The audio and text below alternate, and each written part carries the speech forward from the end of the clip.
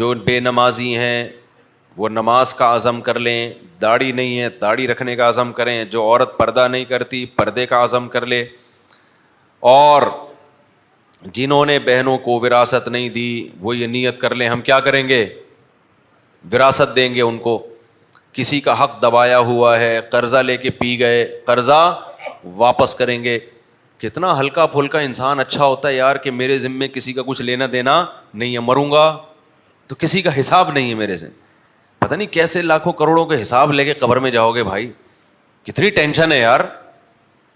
لیکن لوگوں نے لی ہوئی ہے ٹینشن. ہمارے نبی تو جنازہ نہیں پڑھاتے تھے کہ جب دیکھتے تھے اس پہ قرضہ ادا نہیں کیا تو اس کا پہلے قرضہ ادا ہوتا تو پھر جنازہ پڑھاتے تھے.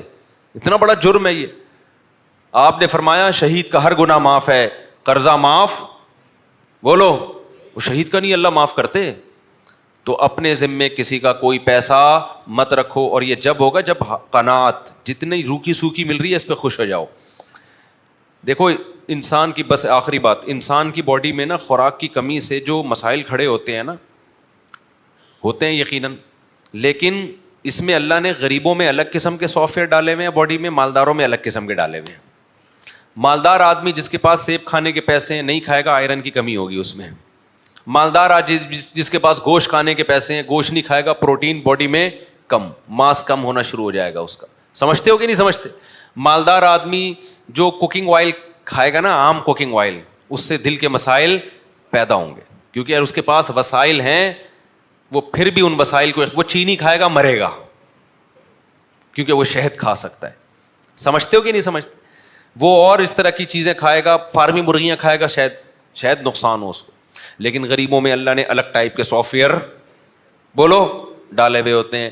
ڈاکٹر کہتے ہیں نا پروٹین کے لیے آپ جب چاہتے ہو جس میں گوشت پیدا ہو, فیٹ کم ہو, تو پروٹین والی غذائیں کھائیں, انڈے کھائیں, گوشت کھائیں. غریب کہتا ہے تیرا باپ کھائے گا اس مہنگائی میں, کہاں سے کھاؤں.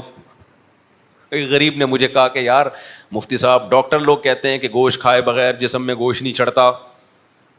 تو میں نے کہا غریبوں کے لیے وہ والا پیکیج ہے جو اللہ نے بھینسوں کو دیا ہے.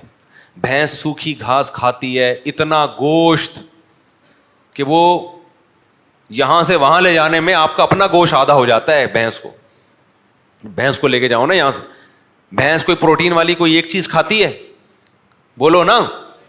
بھینس تو ویجیٹیرین ہے, وہ بچپن سے ہی چارہ کھا کھا کے اتنا اس کے اندر گوشت پیدا ہوتا ہے, اتنا گوشت. پھر ڈاکٹر کہتا ہے یہ گوشت کھاؤ گے تو تمہارے اندر گوشت آئے گا.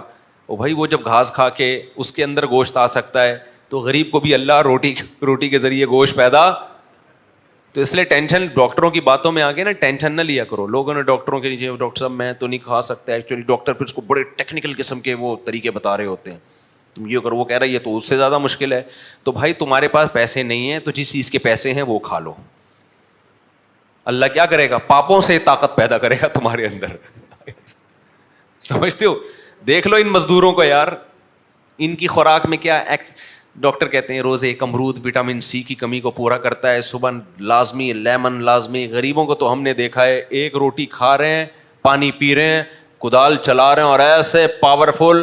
آپ ان کا ٹیسٹ کراؤ ہر چیز زیادہ ہی نکلے گی. ڈاکٹر کہے گا تو تھوڑا سا کیلشیم پڑوسیوں کو ادھار دے دے, یہی کہے گا نا, تیرے اندر آئرن کیلشیم بہت زیادہ ہو گیا, تو پڑوسیوں میں بانٹنا, زکات نکال اس کیلشیم کی تو.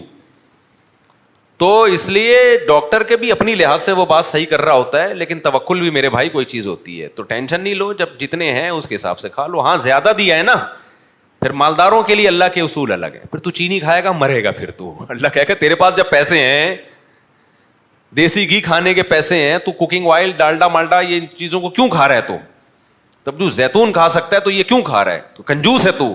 کنجوسوں کے لیے الگ قسم کے سافٹ ویئر پھر اللہ نے کنجوسوں میں ڈالے ہوئے ہوتے ہیں.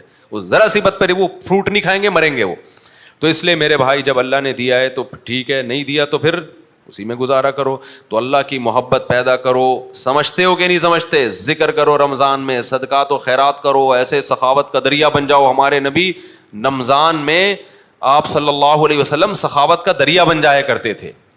خوب کھلاؤ غریبوں کو اور مستحقین تک پہنچاؤ, مستحقین تک پہنچانے کی کوشش کرو اپنے اموال کو. اللہ تعالی ہمیں سمجھنے کی, عمل کی توفیق عطا فرمائے.